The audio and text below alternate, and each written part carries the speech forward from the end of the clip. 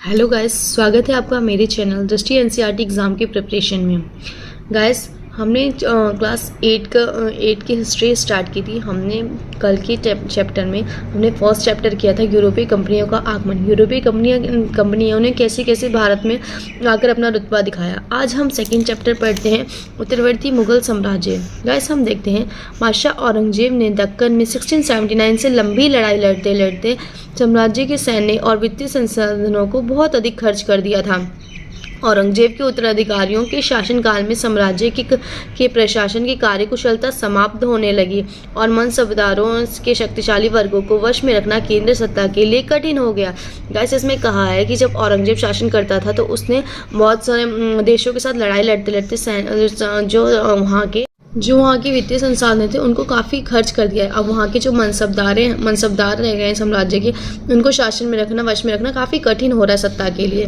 Next पढ़ते हैं हम। सूबेदारों के रूप में नियुक्त अभिजात राजसभ और सैन्य प्रशासन, दीवानी एवं फौजदारी दोनों कार्यालयों पर नियंत्रण करते। जो सूबेदार के रूप में नियुक्त थे वो दीवानी और फौजदारी दोनों कार्यालयों पर नियंत्रण रखते थे।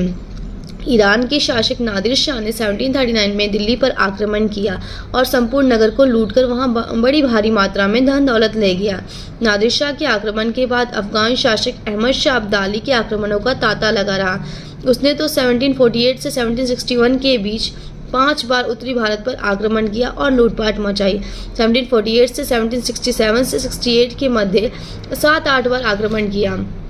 बेहद अपमानजनक स्थिति तब पैदा हो गई जब दो मुगल बादशाहों फर्रुखशियार 1713-1719 और आलमगीर द्वितीय 1754 से 1759 की हत्या हो गई और दो अन्य बादशाहों अहमद शाह 1748 से 1754 और शाह आलम द्वितीय को उनकी अभिजातों ने अंधा कर दिया।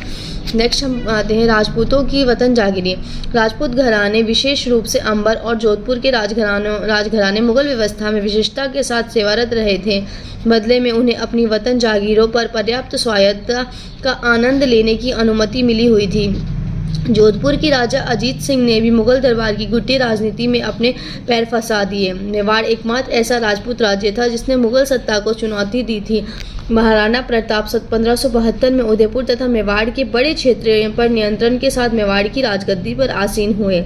जोधपुर के राजा अजीत सिंह को गुजरात की सूबेदारी और अंबर के सवाई राजा जयसिंह को मालवा की सूबेदारी मिल गई। बादशाह जहांदार शाह ने 1713 में इन राजाओं के पदों का नवीकरण कर दिया। नेक्स्ट हम आते हैं। जोधपुर राजघराने ने नागौर को जीत लिया और अपने राज्य में मिला लिया। दूसरी ओर अंबर ने भी बूंदी के बड़े बड़े हिस्सों पर अपना कब्जा कर लिया। सवाई राजा जयसिंह ने जयपुर में अपनी नई राजधानी स्थापित की और उसे 1722 में आगरा की सूबेदारी दे दी गई। 1740 के दशक में राजस्थान में मराठों के अभियानों में इन रजवाड़ों पर भारी दबाव डालना शुरू कर दिया, जिससे उनका अपना विस्तार आगे होने से रुक गया। गाइस, ये था हमारा चैप्टर नंबर 2, उत्तरवर्ती मुगल साम्राज्य। थोड़ा सा हमने मुगल साम्राज्य के बारे में पढ़ा है। अगर इसमें आपको कोई डाउट लगता है तो प्लीज़ हमें कमेंट करिएगा। अगर वीडियो पसंद आएगी तो प्लीज़ इसे लाइक, शेयर एंड सब्सक्राइब करिएगा। नेक्स्ट क्लास में हम चैप्टर नंबर 3 पढ़ेंगे, 18वीं शताब्दी में के नवीन स्वायत्त राज्य। सो गाइस, वीडियो पसंद आए तो लाइक, शेयर, सब्सक्राइब करिए। Thank you.